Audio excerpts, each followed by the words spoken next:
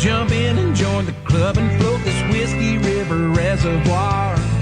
We're gonna spend the weekend in the deep end of a diving bar.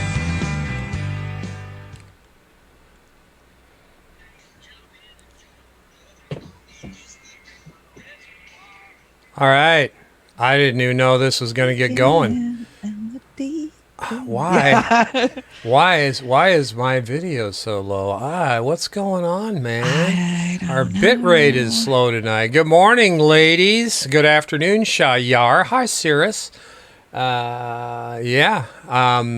This is a special edition, so if you guys don't worry if you're over at Black Bear News. We certainly go over there, support Black Bear News. We're stepping on a stream time. But you can watch this on the replay. I don't know how good it's going to be, but it's certainly going to be bloody, isn't it, Shanda?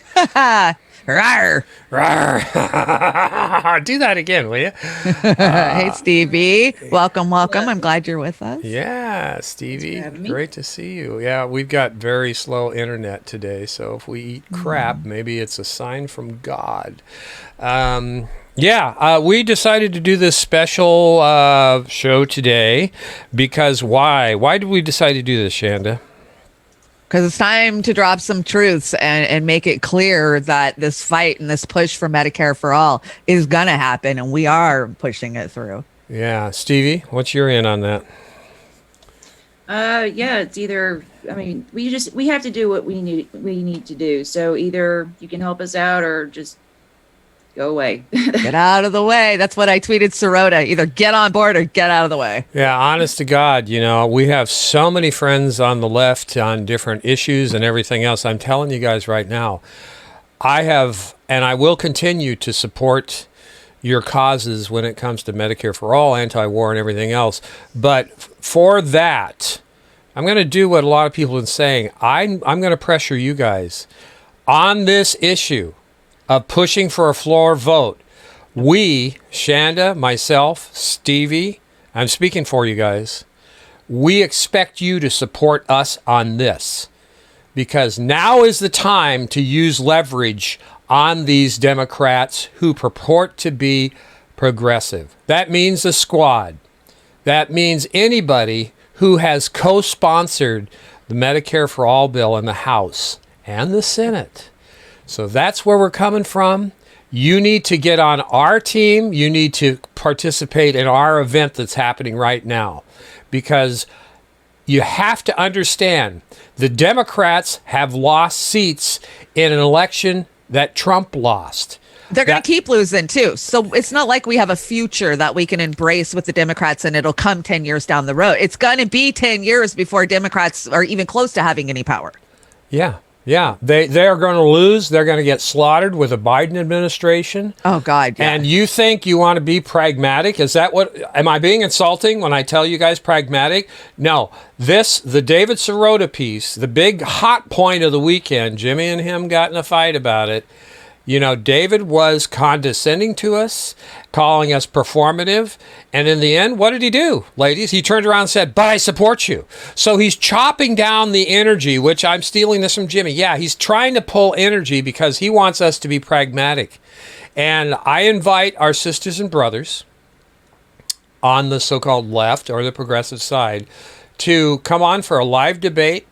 As soon as I get a date, which I hopefully is tomorrow, come on, plead your case. But I'll tell you one thing right now. I'm not changing my position. There's nothing you can say that's going to change my position on this. I want you to do something for us this time, as we have been doing for years. Shanda? How ironic is it that the same people that told us, well, just vote for Biden and then we'll hold his feet to the fire on all these progressive issues are the first ones telling us, oh, no, we can't do that as soon as we bring a little heat. Oh, that is a great point. Absolutely. And here's the thing, like we always, especially I witnessed it with y'all. I do it myself. I go around and say, how can I help? How can I help? What do you need? How can I help? Okay, so what do we need to do?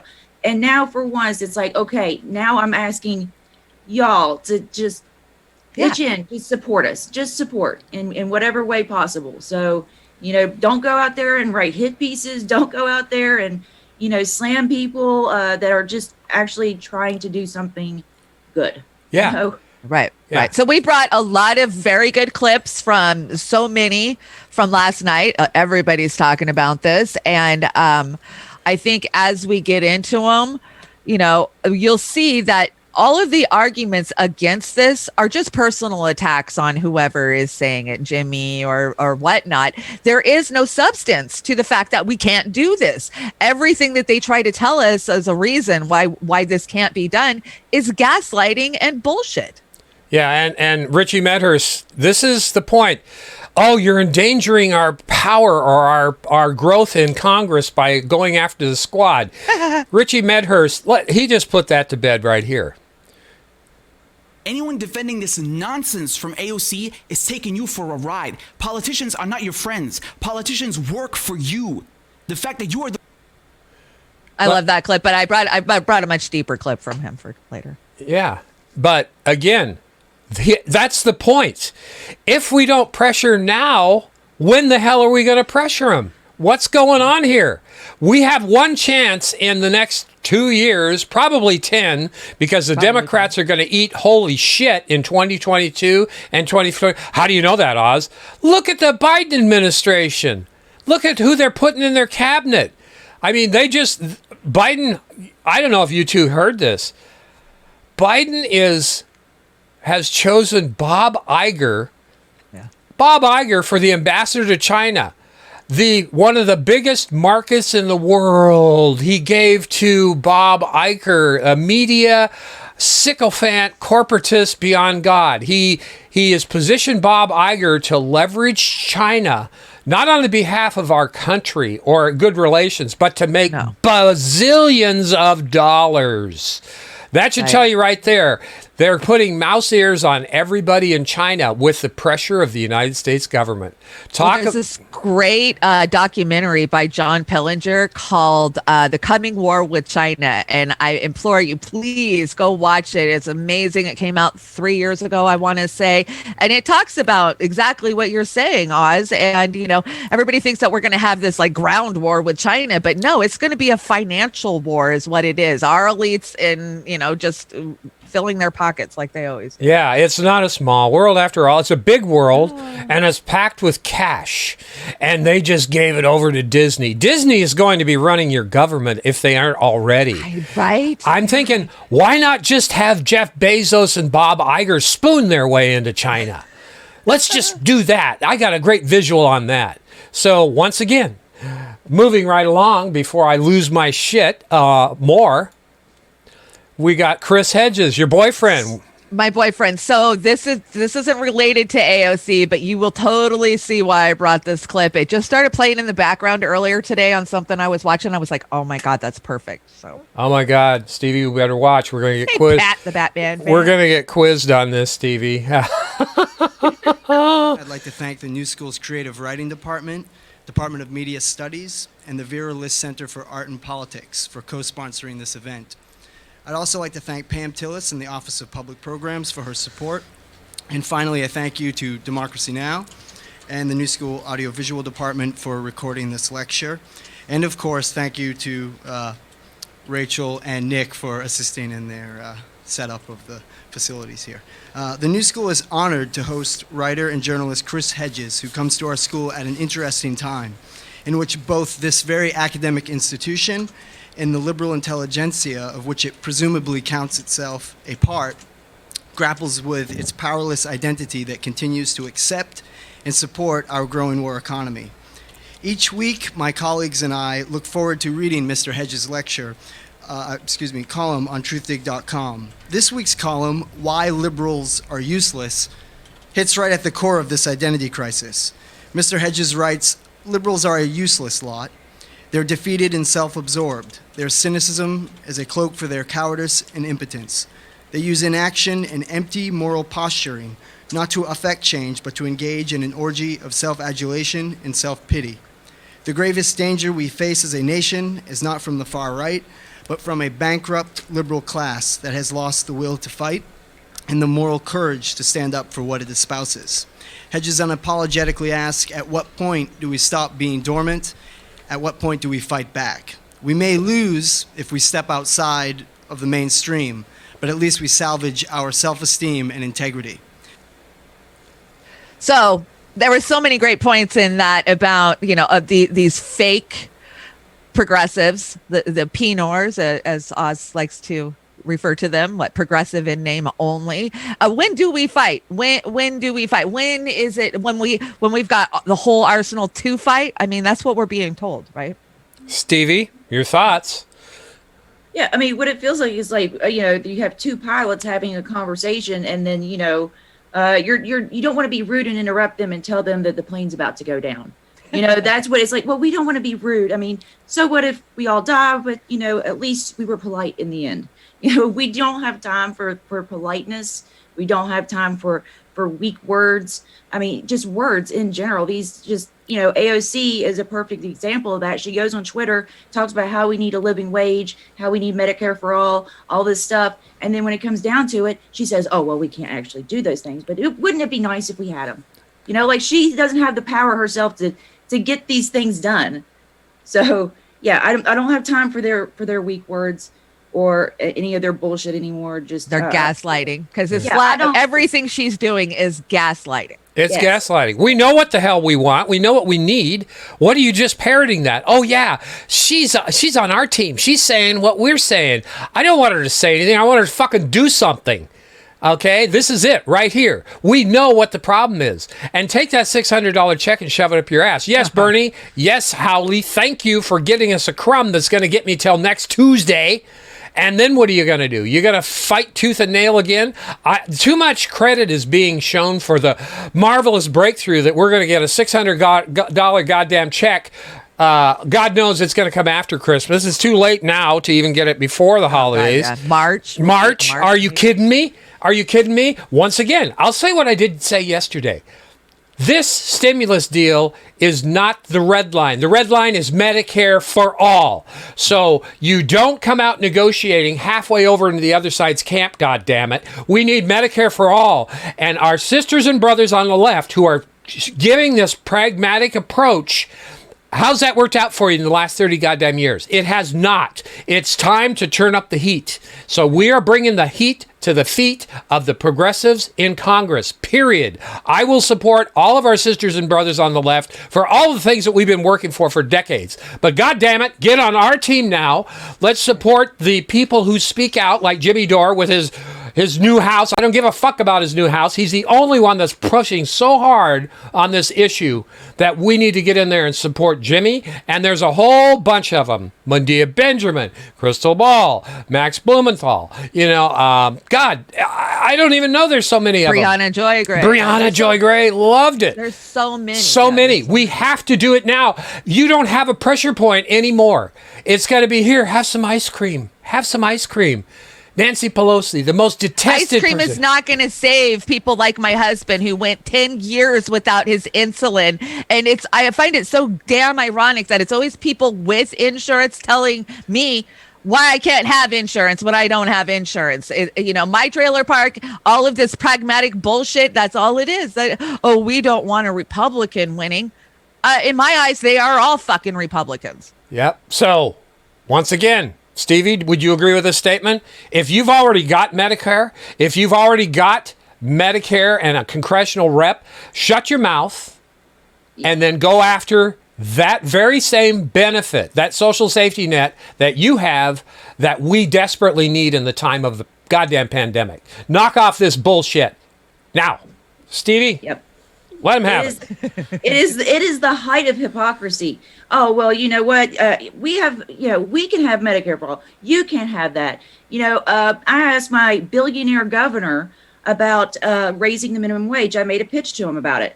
And he said, well, I don't know, that might hurt the economy. So me making $15 an hour is going to destroy the economy. Right. But you sitting on billions of dollars and not spending it, that's not hurting the economy. Your coal mines aren't hurting the economy. Okay. So look, if it's good enough for you, it's good enough for me. So if you can sit there and make $1 billion, well, so can we.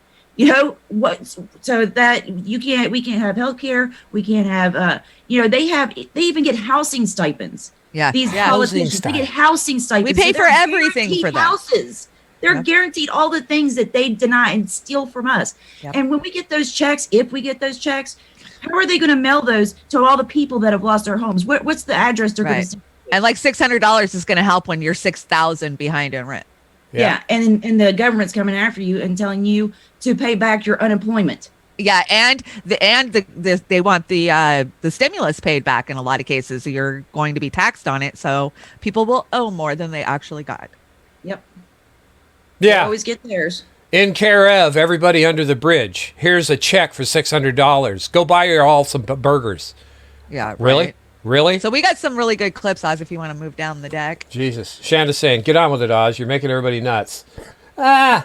Nuh-uh. Yeah, I know. But you're right. And this is a great clip. You cut this, right? Or no? It's cut at 6 something. The clips are going to be a little longer than we normally do because we've only got 4 or 5. It's not like we're doing a whole show. So you're telling me I can pause, start and stop it then if I really have something Yeah. makes If you see something in there you want to rant about, just pause it. And All we'll right. rant, All and right. then we'll Thanks to play the rest everybody. of it. Thanks for everybody. Let's do shout outs real quick.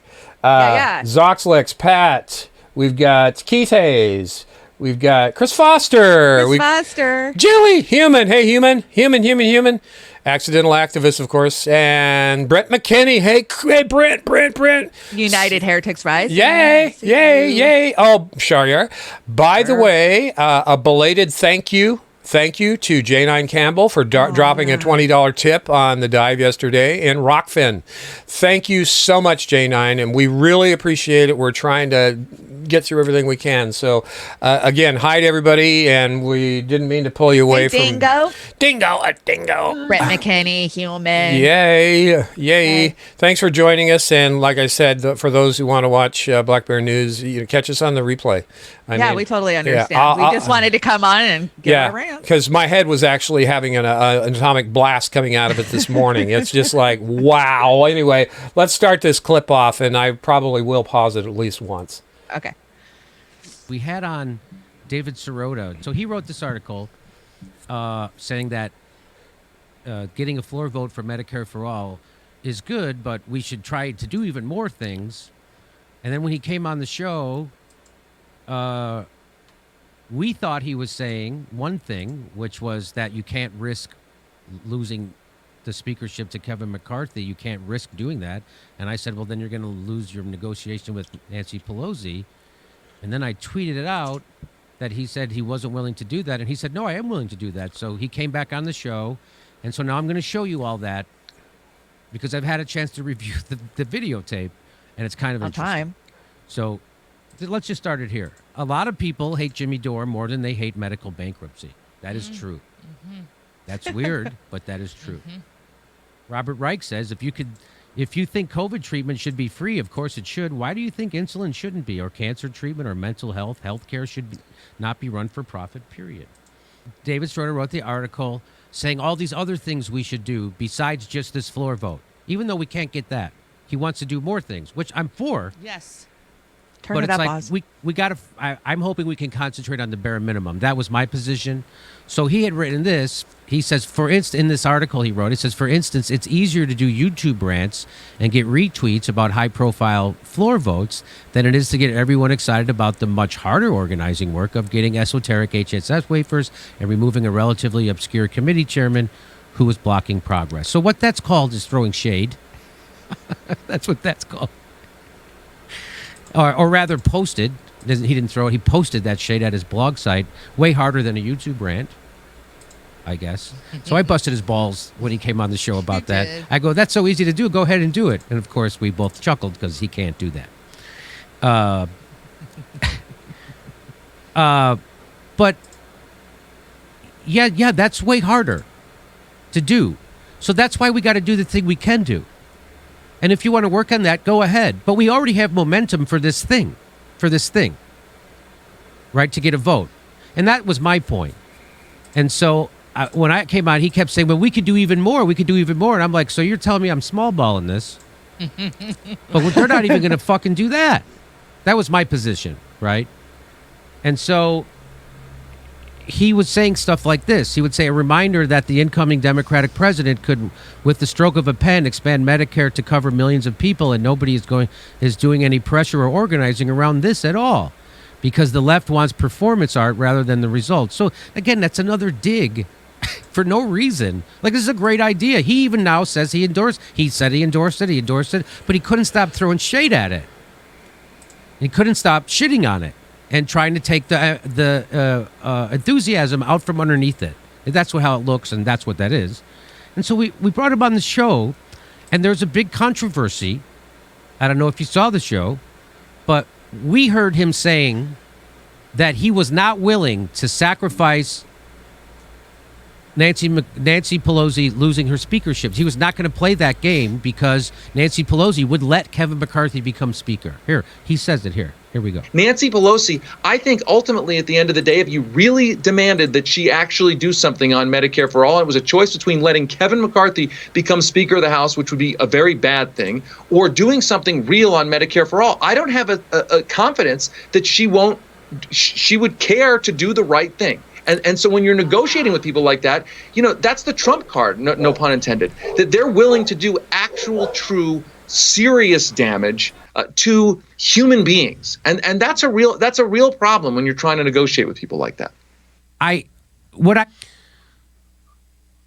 So he's setting the table that Nancy Pelosi is willing to go nuclear, let Kevin McCarthy become speaker. Now, there's a big problem with that. I'm going to tell you what it is in a second. That couldn't happen. That's the problem. But let's finish this. Here you saying, David, is you're giving an out for them to not do this, and that's disappointing. No, I'm not giving them an out. Yeah, I'm saying I don't know the answer to when push really came to shove. If you said, I want these things that you really don't want to do, and that those lawmakers should then vote in the way that we're talking about to elect Kevin McCarthy speaker. That's up to Nancy Pelosi, maybe we don't have to game it out. Maybe we don't. Maybe it's sort of a moot point. I don't know. But I'm saying, like, when I think through that, just as a human being, you're misframing this. As a human being, you keep misframing the issue. Yeah. You're misframing it as, are you really going to hand it over to? No, that's Nancy Pelosi's call. That's how you play. It's called negotiating. Let me finish. What you're asking to do is negotiate from a position of weakness, and you have that energy of defeat already. So that is a mistake. I don't think I do. I'm only admitting that we're dealing with people who don't care about the consequences. You're saying we can't fight. You're saying we can't do it. And it's a troubling situation. Mm-hmm. So it sounded to us like you can't. And that's what it sounded like to us. So and by the way, what he's saying is not. This is not a fear. Kevin McCarthy can't become speaker. The Democrats have the majority. And how do I know this? Because Ryan Grimm was on right before David Sirota came on and told me. She has to go to the House floor, and she has to get 218 votes. Right. And Republicans aren't going to vote for her. And so if she can't get 218 Democrats, then there's no speaker. Right. And then it kicks back to the caucus, and then it's chaos, and then a whole bunch of people can run, and then somebody will emerge. Somebody would emerge from that process, who would then also need to unify the party and say, we need 218 votes to get to the House floor. So she won it in the caucus, but she has to get through the process because.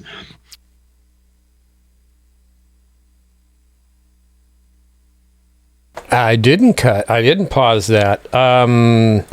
I think that we just had an offering from one of our followers that I'd like to play real quick after we have some discussion. But yeah, David Sirota, just sorry, Dave, but you got punked right there. Jimmy's right? Mm-hmm. Absolutely. I called Sirota out 6 fucking months ago. Yeah. I'm sorry. He says, I've been fighting for 25 years. That's the problem, is all of these people that have been in there bowing for 25 fucking years and not actually putting real pressure or real strategy on these guys and allowing them to gaslight and say we can't do it. Yeah. When are you going to fight? Yeah. And here, go ahead, Stevie. And he's so worried about what, Kevin McCarthy? Okay, see, here's the problem with them threatening us with the opposition is they have to be better than the opposition. And what we're seeing now is actually, in a lot of times, they're worse. Yep. They're worse. I mean, when you look at this next stimulus thing that they're supposed to be doing. It's less than and longer than. I mean, now we're even in worse financial position than we were back then, and we're getting less for it. So please tell me how the other guy is supposed to be this big, bad, scary threat. And if you look up, it's called the Wheel of Abuse or Wheel of Power. And what it is these are tactics that abusers use on their victims. Yes. And this is exactly, they do every single one of these things to us. Our government will use our children against us. Yep. They will hurt us financially. They will, keep everything unstable, gaslight us, intimidate us, do all these things. Then they are abusers. And we're looking at abusers and asking them politely, please don't hit me. Could you please stop hitting me in the face? Or just hit me in the face every other day. Can you do that? That's what we're doing. We can't talk to these people and ask them for things. We are going to have to tell them how it is, or else, they're not going to have a job anymore. If we're losing our jobs, buddy, so are you. Right. I love that you brought that point up, Stevie, because I grew up in a domestic violence home. I immediately repeated the cycle. Every relationship I have been in as an adult was abusive up until 10 years ago. Thank God I broke that cycle. But you're absolutely right when you say that they are abusing us, and they absolutely know they're doing it. They continue to do it because they get away with it, and we don't call them out for it. We could give so many examples with the primaries and the rigging and the gaslighting. And, you ever want to know where the term gaslighting came from? Go look it up. It came from a woman who was abused by a man trying to convince her that she was crazy, just like these goddamn Dems do to us constantly. And I'm tired of begging this party to punch me in the face again, because that's all they have ever done. And that's all they're ever going to continue to do. And the progressives that go in there and think that they're going to work hand in hand with this party, it's never going to happen. It's not going to happen. To our friends on the left, on all the issues that we fight for together, that we donate our time, that we donate our money to, how did it work out for you when Obama had the House and the Senate for 2 goddamn years? 2 goddamn years. The ACA. And they torpedoed the vote on the public option, and 2 Democrats, Tom Daschle and was it Howard Dean? Howard Dean, yeah. Howard Dean. Howard Dean, the big asshole who's now working for a lobbying firm, and is it a pharmaceutical company? I mean, Tom Daschle's been tied up. Those 2 guys are fucking criminals, and I tell that Howard Dean to his goddamn face exactly what I think of. But no, he's a paid bullshit artist on MSNBS and other channels. I haven't seen Daschle. Hopefully he's out, gardening somewhere. Oh, he's out making money. He's that out guy, doing this. He's making some corporate cash. That's all they are. They're all just big fucking rats taking as much corporate cash as they can get. And that's why they sell us out constantly, because they don't want the insurance companies to stop paying them or stop lobbying them or stop giving them trips abroad and, all the perks that they get. We know. Intermediary Fossil has just donated $5. Yay! Thank you so much over there on the Natural Progressive Roar Media. That helps. We put that in the jar of activism. It doesn't buy us ice cream. No. So again, we appreciate it. Buys us microphones and monitors. Yeah, it helps us keep going, helps Oz keep ranting. This cut, and thanks again, so sincerely, thank you all for helping us out. Signing up on Rockfin, just signing up for free on Rockfin, used through Roar Media, really helps us a lot. We are over there, we're the guppies in the big Shark Tank, and we're coming up every day, every week we're coming up. So the more we can get over there, the better. This clip is from 1993. Now, who is this person? After we get done playing this clip, you can answer the question. You can tell me who it is.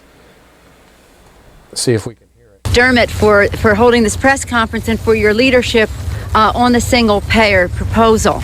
I remain a staunch and ardent supporter of the McDermott-Conyers bill. I am very pleased with the president's presentation last night.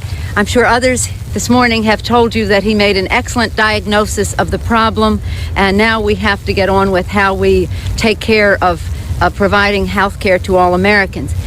My problem with the president's proposal, if there is a problem, is that one of the principles of universal access, one of the principles of the single-payer bill is universal access. the president has accepted some of the principles of the McDermott legislation, be it universal access, no precondition, portability, the list goes on and on. But for access to be universal, it must be affordable. And my concern is that at 150% of poverty, a family would have to start paying for its 20% share of the insurance, may not make it affordable to many of the families whose needs it hopes to address. There is already a concession on the part of the federal government that a family needs food stamps if they're at 185% of the poverty level. If we admit that people cannot feed their families at below 185% of poverty, how then can we expect them to pay for access to insurance at 150% of poverty? I think the president is on the right track. I think the closer he moves toward the single payer, the better. As I've said before, I hope that this plan, and when I say hope, I mean that I will join with my colleagues here in working to see that the plan that the Congress passes contains as many of the provisions of single payer as possible, that it does not foreclose on an eventual single payer, and that it does not throw up obstacles to states easily establishing their own single payer. Once again, I want to commend Mr. McDermott and Mr. Conyers for their leadership on this. Thank you.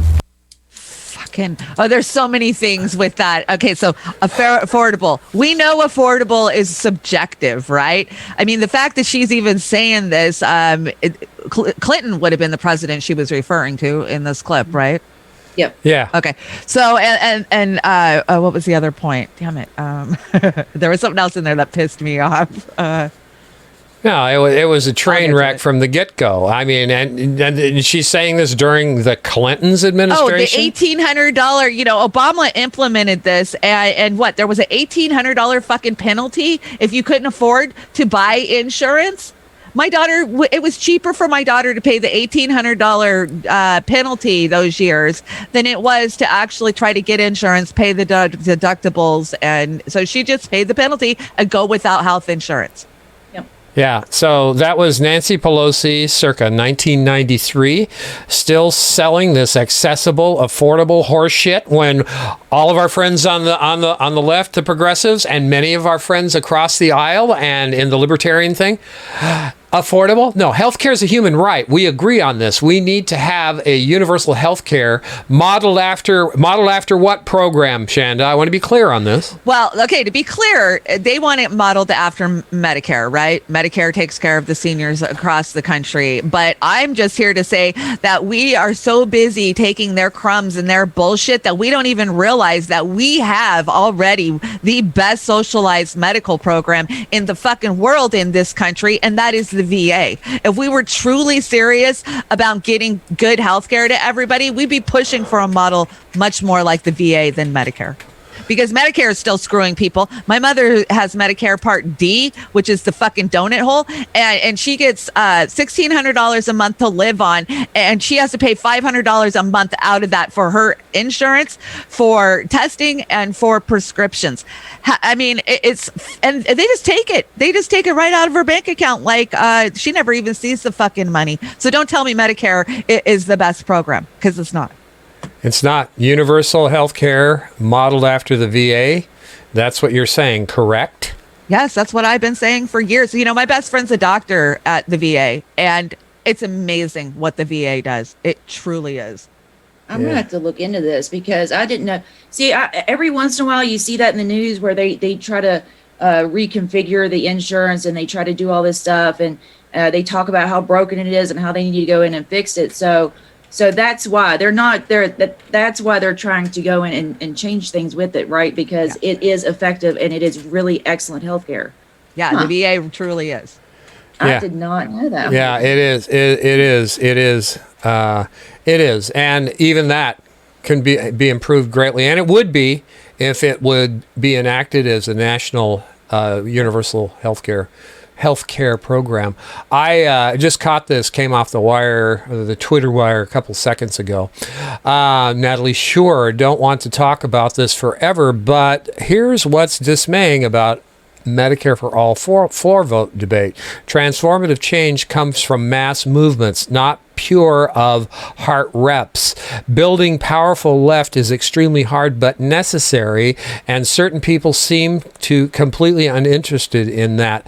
And here's Jimmy's response. Hey, look, another ridiculous reason to keep waiting for Medicare for all. She's arguing we have to wait to build support for the most popular policy in the country. People are really going out of their way to overthink this and not understand politics 101. Force the fucking vote. Again, my point is they had the House, they had the Senate, they had the White House. And what did they do? They did everything they could to stop a universal public option, which wasn't even universal health care. So who's really working against us here lately? Who in Congress is working against the people of the country that want Medicare for all? Let me hear it.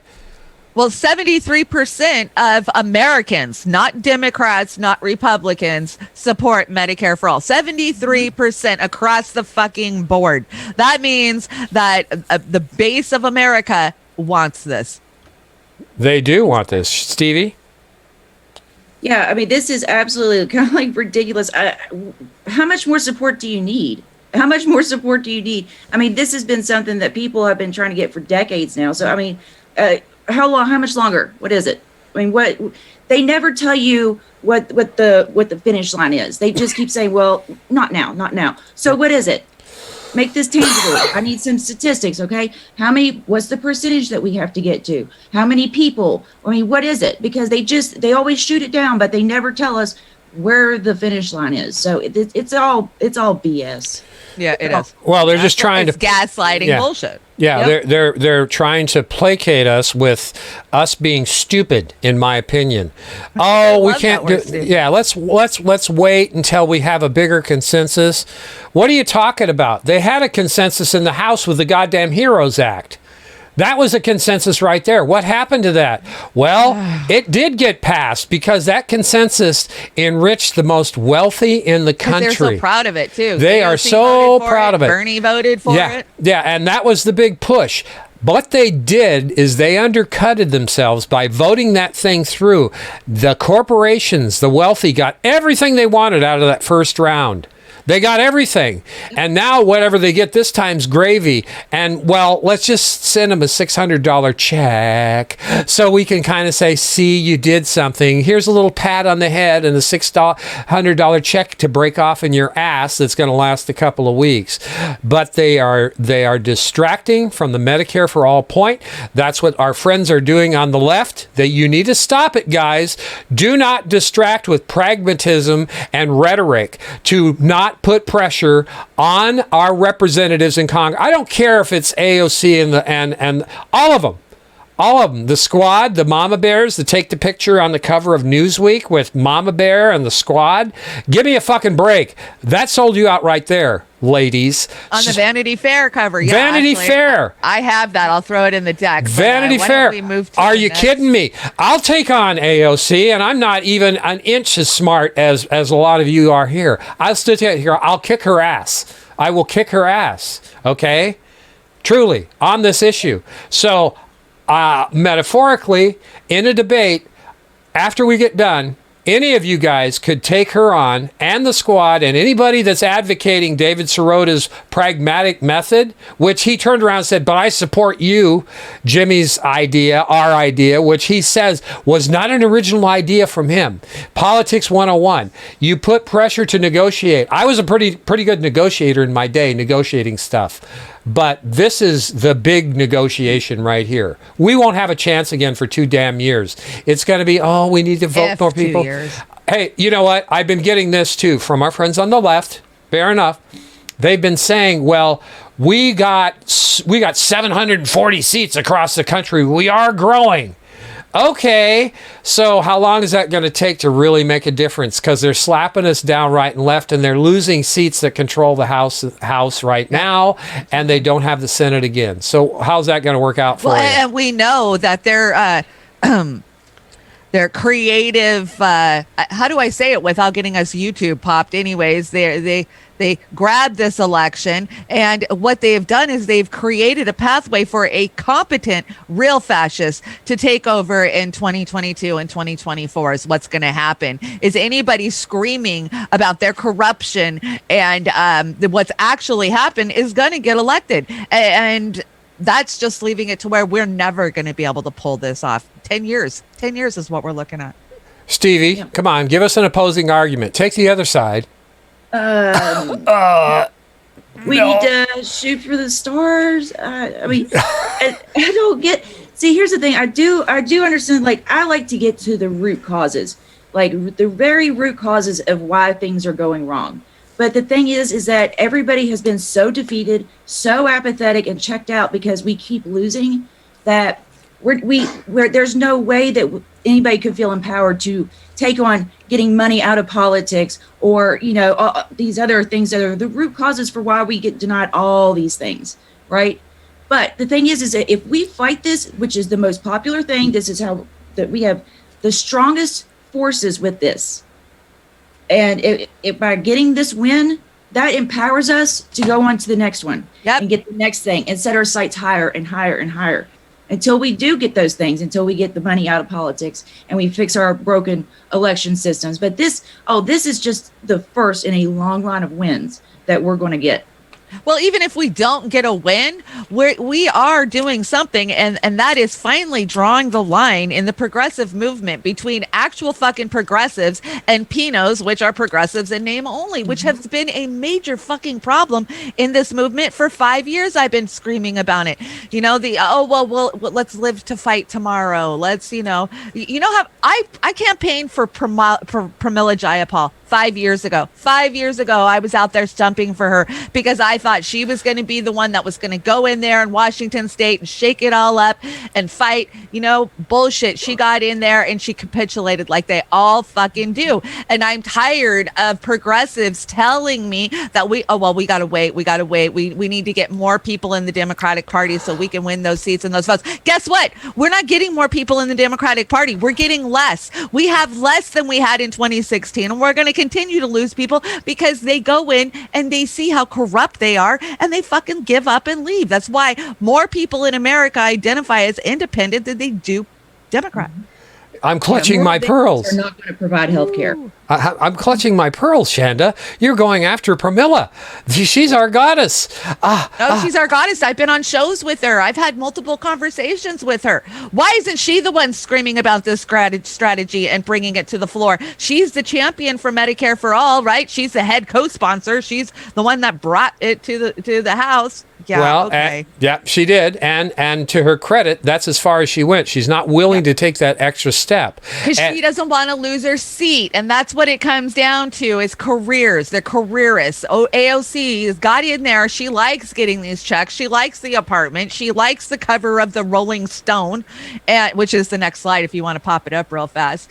And that's why they don't fight, because they want to live to fight another day. Yeah, living and Does fighting. She look like she's fighting? No, living and fighting another day. Is not going to do anything any good for the dead today. I mean, that's the most selfish thing that you can do in this circumstance. It's not like people aren't dying, aren't losing their homes, aren't losing their insurance. I got a question. Okay. What happens to these people, the 3,600 people that died of COVID yesterday who have huge ICU bills? Though just because they died, those bills don't go away. Those families now who have lost their loved ones, who didn't have health insurance, are now going to get $50,000, $100,000, $1 million fucking bills for their loved one dying. And is this... Are these people doing anything about it? Are they addressing it? Are they even fucking talking about it? Zero. No, they're not. So not only are we're losing our houses, we're losing our jobs, but there is families who have been devastated, lost their matriarchs, their patriarchs, who are now going to have to pay for years and years and years for the hospital bills that took care of their loved ones who died. Yep. Start thinking about that. It's ramifications across the board. And our friends on the left, on the progressive side, the supporters of health care for all, Medicare for all, universal health care, I'm with you. get over here on us with this one. I have given as much as I possibly can over the last, not just 5 years since I've met a lot of us since I really got engaged in activism again, but for decades. I want you to come over here and help us on this issue, pushing a floor vote. Because after this floor vote, I don't see a clear pathway to pressuring these bastards at all. I'm still going to be on your team, but God damn it, get over here now. I'm going to say it, and I'm going to say it again. And I'm not going to disparage you for your opinion. But we do have a little experience here taking it in the back. I don't have it. My back has turned into a knife holder from both sides of the party, more so from the Democrats. It's a damn knife holder, and it's a 16 slaughter. Stop it. Let's unite on this one. Come on. You're always asking us to go to your meetings, to buy your stuff, everything else, which your caucus dues. We do. We support you. We become PCOs. We do work for the damn Democratic Party because of that inside-outside strategy. Our candidates on the left in all jurisdictions, we have supported you. Win or lose, we've supported you. So now we want you here. Here on this. We need to pressure this performative floor vote because you know what? That's what Martin Luther King did. He didn't wait till he had the votes for the civil rights push. He didn't say, oh, we can't march on Washington because it's performative. We can't march in Selma because it's performative. This is such bullshit. AOC loves performance art. She's the one that was in there doing the pretend sit-in in Mama Bear's fucking office, remember? Yeah. Oh, or the time that they, all the Democrats kneeled for George Floyd. Oh my God, yes. Oh. And then Nancy Pelosi right there has this bill and she forgets George Floyd's name just after she said, well, we'll never forget his name. And then she called him something else completely. We won't forget, what's his name? The guy that you just supposedly wrote this bill about. Just no, it's all performance. Everything they do is they just don't want to share the spotlight. Is it? Well, how about some performative for Julian Assange and Edward Snowden? We're going to talk Bradley about Manning. that. And we're going to talk about that. So let's kind of stick on point. Let's go back to the AOC gas. All right. I like I said, this is a messy one, ladies. I apologize, but I am just so incensed by some of our comrades on the left pushing back on this. Please, here we go. There's some breaking news. AOC will not stop gaslighting about the force to vote, Medicare for all vote we're pushing on the floor. She will not stop gaslighting. She just did another Twitter thread, and Twitter is a storm. I'm going to show you it. Here's the garbage coming from her now. Some people say a co-sponsor list isn't genuine, and forcing a vote, even if it fails, will add clarity by putting people on the record, even though co-sponsor list is on the record. We already explained to you a million times why that's bullshit. Because anybody can co-sponsor a bill, but you don't know how they really stand until you vote on it. Everybody running for president co-sponsored Bernie Sanders Medicare for all until they actually start. So that's the whole point. And so she's just 100% wrong, and everybody knows she's wrong about that. She's just making shit up. She's hoping that the corporate press doesn't push her on it, which they won't. And because they push her on stupid shit, but they'll never push her on this. And she says the problem with a GOP Senate, people can still disingenuously vote because they know it's going to die in a graveyard. That they know it's going to a graveyard. So she's saying, even if we have a vote, the people are going to vote for it, but they maybe aren't really for it. Because they know it's going to the Senate. Well, it will die. Well, maybe it won't die in the Senate. We're in the middle of a fucking pandemic. You liar. I know people I'm attacking. I know some people say I'm attacking. Be nice. Tone police me talking to a fucking politician? What is wrong with you? I know what's wrong with you. You get paid by NATO to go give tongue baths to war criminals. Anna Kasparian. That's what's wrong with you. You get paid by NATO. They tried to pay me too. I went and blew up their fucking conference. TYT didn't want to put the fucking video up. Oh, go after TYT. Yay.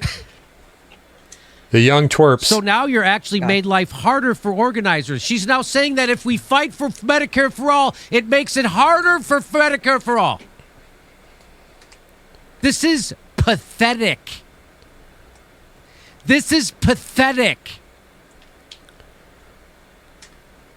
So now you've actually made life harder for organizers, because if you suspect a co-sponsor isn't a genuine supporter, you now just gave them a chance to cover when stakes are low, so now they can ward off pressure. Pay attention. Actual Medicare for All grassroots organizers haven't pushed for this, and that is bullshit. They didn't come up with the idea. It's right. They didn't come up with the idea. That's not that they're not pushing for this. I just got off a phone call with Medea Benjamin, and she's got lots of people who are pushing for this. Code Pink. Code Pink. Yep. Give me this shit. Real Medicare for all. What the fuck? An American citizen is advocating for Medicare for all. That's all you need to know. Oh, but you're not real. I don't have the credentials. Yeah, Justin Jackson doesn't have the credentials. I don't have the credentials. Marianne Williamson doesn't have the. Medea Benjamin does. We don't have the credentials. Really? AOC? We had Brianna Joy Gray on here, and she is way nicer to these people than she should be. Way nicer. Because what AOC is doing right now is evil. This is evil. She's trying to keep you from Medicare for all because she's too cowardly to cross Nancy Pelosi and the party. That's all this is. That's all this is. That's all this is. Why else wouldn't she push for a Medicare for all vote? Everything she comes up with is stupid and on its face. It's ridiculous. She doesn't push the $15 minimum wage anymore. Do you notice that? You remember the first thing she said to Justin Jackson is the reason why we can't do this is because there's a $15 minimum wage. We showed why that was bullshit, because Nancy Pelosi's for the $15 minimum wage, and so you're not getting anything out of her for your vote. Point in fact. fact. And so is Joe Biden for it. So you could take that right off the table. And guess what she did? So that she doesn't bring that up anymore, does she? Erin Matei pointed that out to me. Here's another stupid tweet of hers. And this is to keep you from health care. That's what this is. This is to keep you from health care because she's a gutless wonder who will not do what she promised. And you don't get her to do what you want her to do by being fucking nice to her. You get her to do what she's supposed to do by ripping her to shreds, which is what I'm doing right fucking now, because she has it coming. And it's not just her. They all do. She's the only one engaging on Twitter, which is why she's getting it. I originally went after Mark Pocan.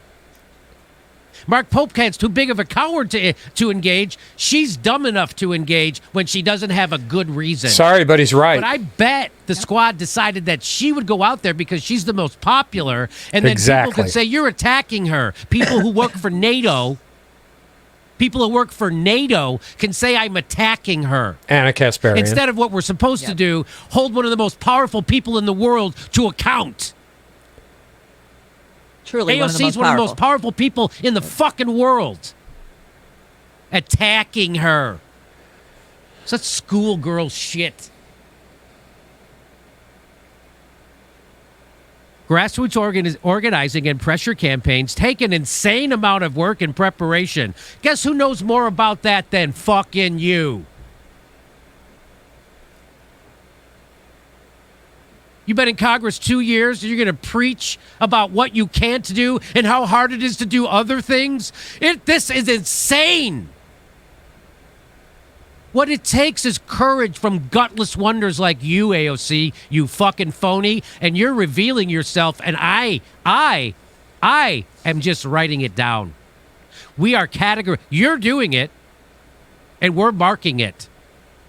This is her outing herself as a gaslighting motherfucker. She might as well be she might as well be Newt Gingrich, because that's what this is.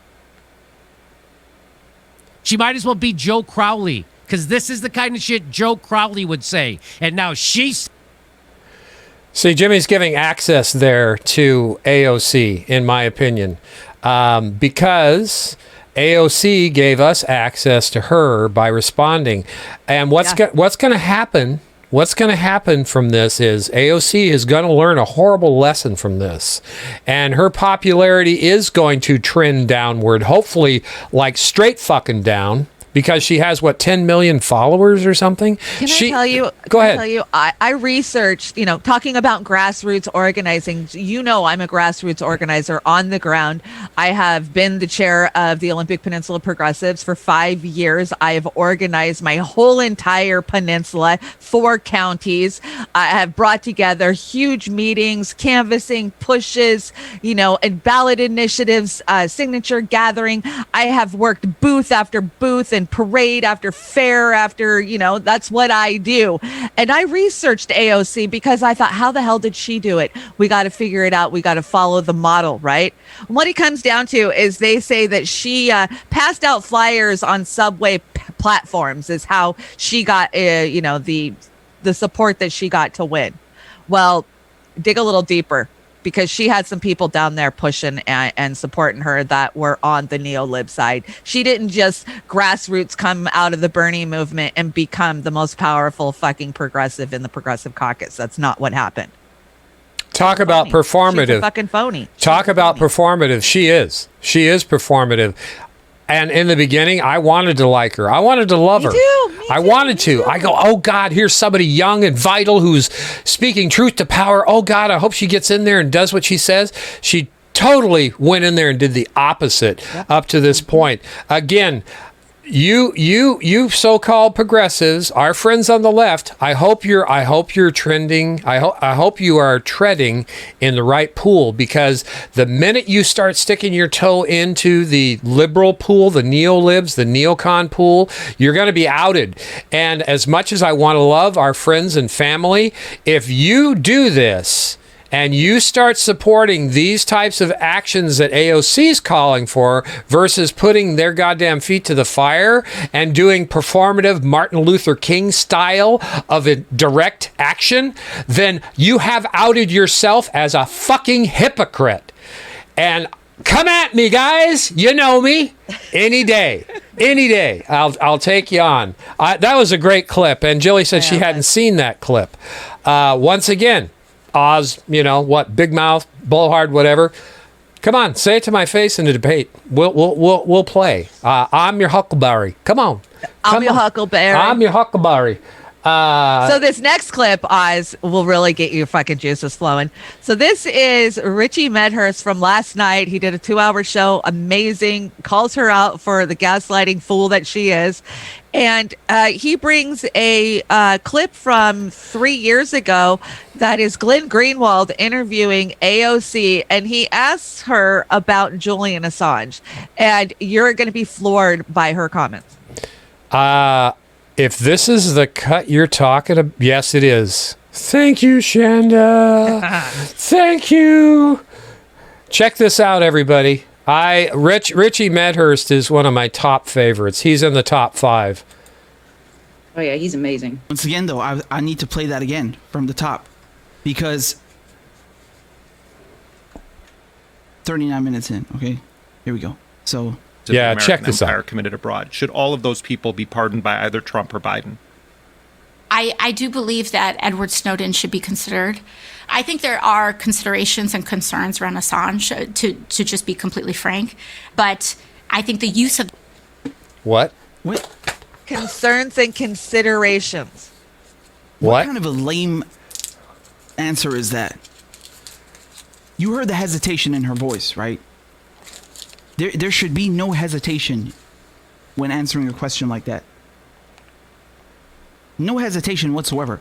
It's an unequivocal, yes, I believe they should be pardoned. The persecution, the witch hunt, the political witch hunt should cease immediately. Considerations and concerns. What? Julian Assange should be given fucking medals, all right, for what he exposed. You seen the collateral murder video? You seen how they were gunning down Iraqi children? Oh yeah, considerations and concerns. What? This is bullshit. I don't tolerate this. This is not some random person that you're asking. This woman says she's a progressive. Okay? claims to be different from the establishment. Yes? She is a lawmaker, whether she likes it or not. She is a member of this government, of this country that is going after Julian Assange, that is torturing him, that has vilified Edward Snowden, and all the other whistleblowers mentioned. I don't want to hear anything except a resounding yes. He shouldn't have to ask you that again. And even the way he asked it was kind of weird. Like, I'm not trying to get you to endorse him. No, why you should be endorsing Julian Assange. Everybody should be endorsing Julian Assange and yelling and shouting and screaming for his freedom. There's nothing wrong with that. I mean, this is a no-brainer. Like, the guy exposed war crimes. Have you seen what WikiLeaks has published? Do you even know what we're talking about? They know damn well. They know damn well. This is bullshit, man. He should not have to ask you again. You know what that reminded me of? This dynamic here, what we just heard? It's kind of like, imagine, well, not imagine, we've seen this. It's like you'll hear Trump or some conservative, right? They'll be asked up front, like, whether they think it's okay for cops to shoot unarmed young black men in the street. And they're going to say no, because they know they're being filmed, they know they're in public. And then what comes next? But in this case, then no, there ain't no fucking but. There ain't no fucking but. All right, you shouldn't, man, if it's coming to a point where we got to ask you that thing twice and we got to, ask it so bluntly, there's an issue here. You should be making the goddamn case for them. You're a fucking lawmaker. I mean, like, what planet are you living on? Why is, man, I don't understand this. I really don't. To me, this is a bullshit answer. This is nonsense. You should be using your platform. You're one of the most popular congresswomen in the country, youngest congresswoman to ever be elected. Enormous, powerful reach. Use it. Fucking use it. What are you doing? I mean, if you're not going to use it for this, right, then what would you use it for? You don't think this witch hunt against Julian Assange poses a grave threat? Because, we've been hearing for the last years how Donald Trump is a fascist and he needs to be removed from the Oval Office, and you got to swallow Joe Biden because fascism is so bad, yet they're totally fine with their own democratic brand of authoritarianism and cracking down on dissidents, and even if they're on the other side of the goddamn Atlantic, right? This is not good enough. I do not tolerate this. I'm sorry, I don't tolerate this. I don't accept this. I'm sitting here, I'm not listening to that. This is not okay. I saw what they were doing in that kangaroo court. I was there. So I'm not tolerating this. You're not going to fucking convince me otherwise. No. And she is part of that government. She is an American congresswoman. It's her fucking responsibility to do some shit when she's going to come around and say that she's different from the establishment. Show me that. Grow a fucking spine. What are your concerns behind Assange? What, you don't want people to know that American troops are murdering Iraqi civilians? What concerns are there here exactly? This is nonsense, man. This is nonsense. So if you go listen to the full 2 hours of that, she pretty much says that it's a good thing that Obama used the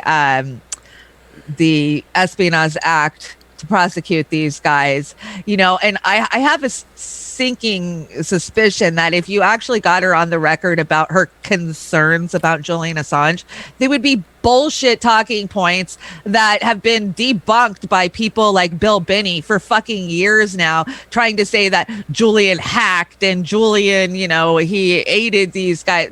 Bullshit. We know it's bullshit. Stevie? Yep. I think that little pause, when you have that little pause before you get that answer, that their brain, you can see them making the calculations. How do I sound like I'm supporting them, but also not actually support them. Yeah, I don't want to call from Mama Bear as soon as this is over. Oh God, what would Pelosi say? Concerns and considerations. Okay, what's your concern then? I mean, like, and then you see this a lot where they'll give you a bullshit answer, and then it's just like, well, that's it then. Moving on. Next question. What's your favorite book? Right. No, you just said some crazy ass bullshit right there. We need to let's unpack what you just said, because you can't just say that. I mean, this is an important thing. Having Julian Assange locked up sets a precedence for every other journalist out there. Yep. And after everything that he's done, he does not deserve to be a martyr. He should be at home with his friends and his family, in safety, not being spied on and threatened. And people talk about drone killing him. No, but Hillary. That's where we're at. And the fact that they can just say whatever they want and they don't have to explain any of it. No. But meanwhile, when we say something like, hey, I think that everybody it's a right to have health care. No, I mean, you can't do that. Now you want to talk. Now you want to argue and defend your bullshit. But and stuff like that, they can't, because they can't. They can't explain. She knows she can't. I have so many Republican friends who have been telling me for years now that she is a dumbass. Like they make fun of her for being stupid. And, we see that in the United Spot clips that we bring all the time. They always put a helmet on her, make her kind of. And I'm starting to see it. I'm starting to see where she just placates and throws out a blanket answer to try to save her ass so she can get home and do the next cooking video. Because honestly, I think she has more fun being a internet cook than she does fucking actually being a congresswoman. Or playing games on Twitch, or right. It's like, oh my God, well, it must be nice to be able to sit around and do those things. I'm sorry, I'm too busy trying to keep a roof over my head and the government off my back and out of my computer and out of my life. Yep. But I don't get to just sit around and have fun like that. So that must be real fucking nice, AOC. Yeah, it must be. I mean, our Roar Media has been cast in the past, before they were Roar, as being an entertainment outlet for people. Yeah, we are entertainment, but we bring information as well. So that's not our base. We are analysts of all these fuckers. And before we get out of here completely today, I'm going to say I've picked my side. My side's on with Code Pink, with Max Blumenthal, with Jimmy Dore, with Convo Couch, with Richard Medhurst, with Crystal Ball, in many ways with Jason Burmis, right? Jen Perlman. Yeah. Seema Hernandez. I mean, that's it. Go ahead, Shannon. I'm sorry. I got one more clip because we cannot finish today without having Fee's thoughts on this. And Fee did an amazing rant last night, and she called out a group that we're heavily affiliated with, that I have worked with since day one of their inception, which is Our Revolution. And I think she's got some points. And I love my friends, and I do still support the fight for all of these policies that we fight for, but that's just it. I fight for policies. I don't fight for these people and their stardom and their fame. I fight for the policies. So yeah, and to be sure, I'm a member of Our Revolution, and I support this. Me too. I support this 150%.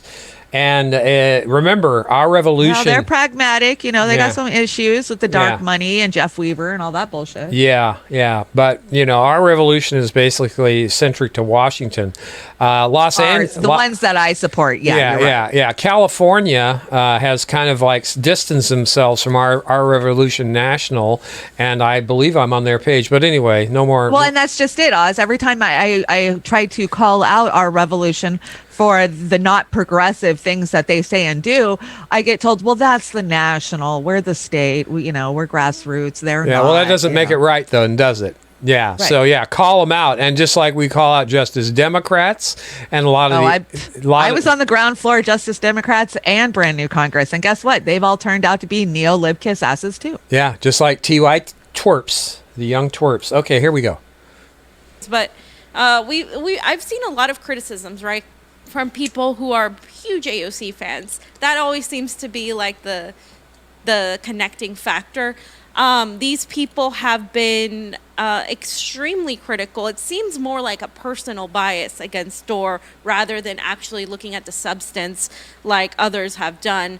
And you don't have to like Jimmy Dore to understand this is a good idea. And, you know, he's not an organizer, but he's trying to organize something. And that's his right, considering nobody else has done crap to do this. Now, there are actual Medicare for All organizers working behind the scenes to push this, and they're getting pushback from people like Our Revolution. And this is very real. That's going on right now. The Our Revolution National is telling people Jimmy Dore is not our friend. Is Our Revolution National is not for getting this done. Meanwhile, activists on the ground for healthcare are actually for getting this done. And it's important that we understand that from the get-go, that this isn't necessarily a divide between AOC and Dore. This isn't about that. This is about it isn't about individuals or personalities. This is about people who are up to this point and they need healthcare right now. They need it, especially during a pandemic. And what better freaking time to fight for healthcare than a pandemic, especially now where I'm going to get really angry today because what Congress is offering You go, girl. is pennies. It's pennies for people. It's absolutely unacceptable, and nobody is really fighting that hard. Even Bernie Sanders, I will show an interview he just did, is going to be willing to accept this stimulus. Now, I want to start off with talking about AOC being in hot water because she basically retorted with more type of denial, excuses, and gaslighting. So we know that the faux left has been going after Jimmy Dore and progressives who are demanding accountability from these politicians and these Congress members like the Squad and AOC and the Progressive Caucus of 100 people who haven't done shit. And, you know, these are the naysayers, right? And I'm just going to go over really quick. We've seen Anna Kasparian and a lot of these TYT hacks expose themselves as corporate light. Like, I'm going to pretend to oppose the establishment, but I'm really actually going to be saying the same thing, just with leftist jargon. So Anna exposed herself once again, and Tulsi Gabbard seems to live rent-free in her head. So let me just read what she said. She went off on Jimmy Dore and was talking about all this crap. And she said, it's one thing to debate the strategies lawmakers like AOC should take. My issue with Dore is that I don't believe he says anything in good faith. First of all, anything about Jimmy is irrelevant to you. Your feelings about him are irrelevant. This is about the issue. It's incredible to witness his rage-filled demands of some lawmakers while he refused to hold Tulsi accountable for a damn thing. Where the hell did Tulsi come from? Tulsi's leaving Congress. Why do you keep bringing her up? Because that's the only argument she has against him. And Tulsi, who has brought up legislation after legislation, not every single one that I agree with, but she's been the only one speaking out for whistleblowers, the only one speaking on election integrity, and somehow she manages to turn this from AOC into attacking. She's deflecting. That's deflecting 101. Then she goes to talk about Jimmy's character, which is irrelevant to the.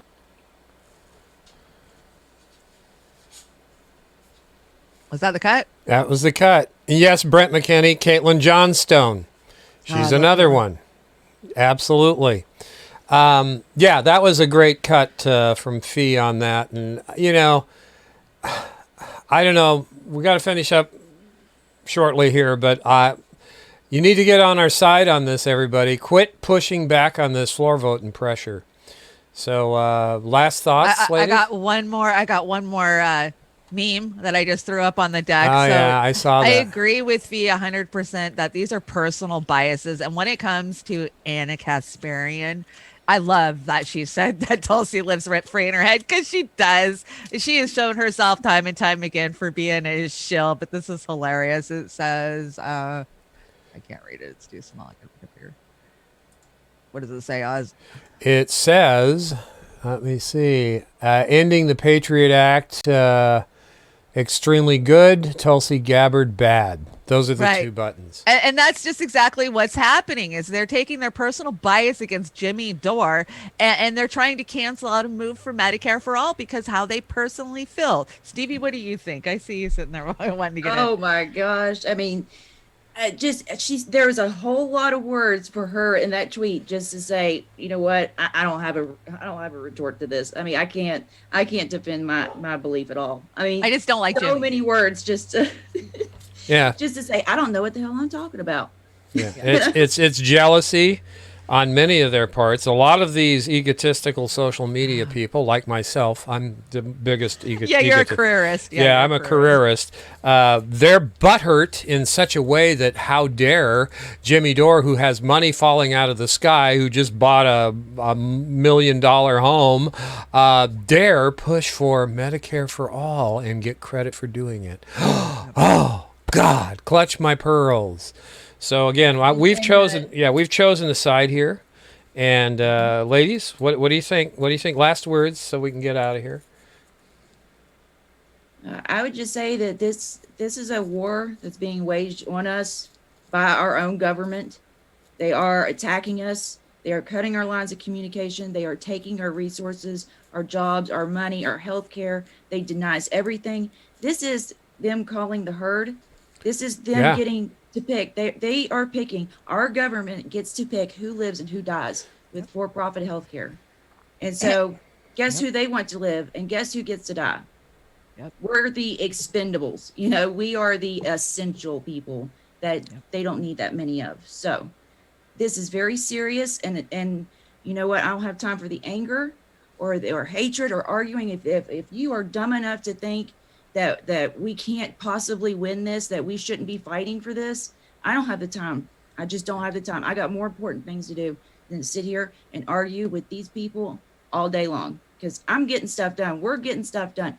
They can sit over there and have their little hate fest because we're actually doing something here. So my 2 cents. Shanda, I agree. your last word? You know, yeah, we said a lot here, you know, today.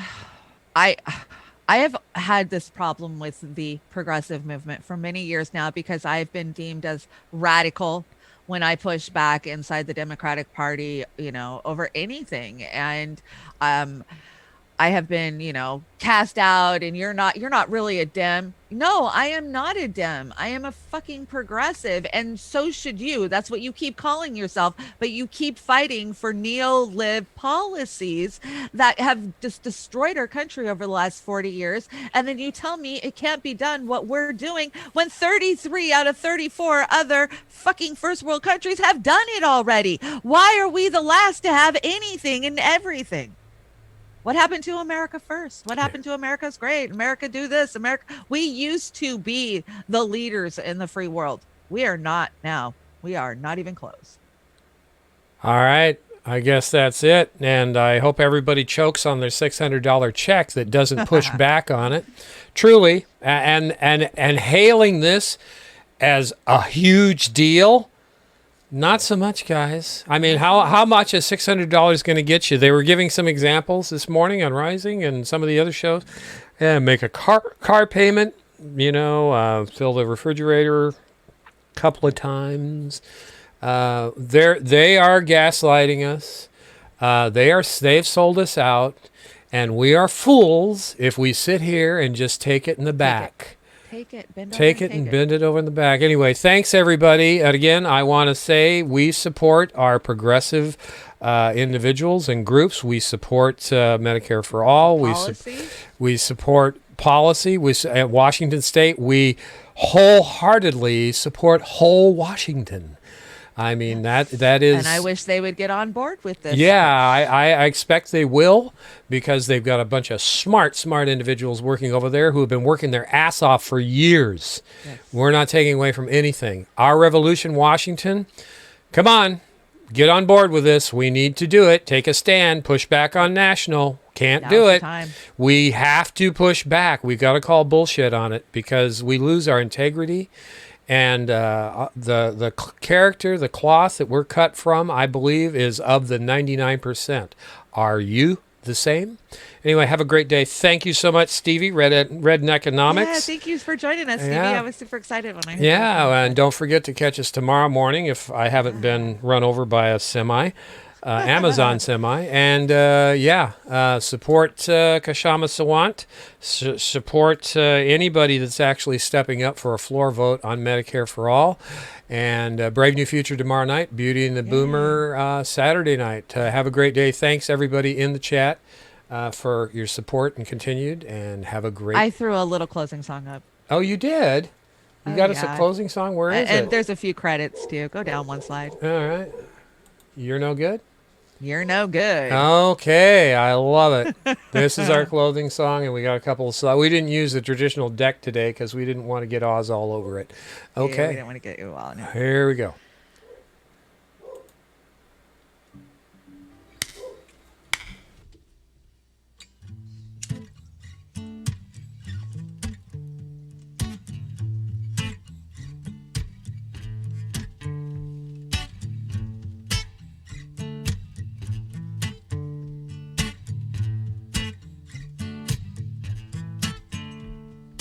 Feeling better.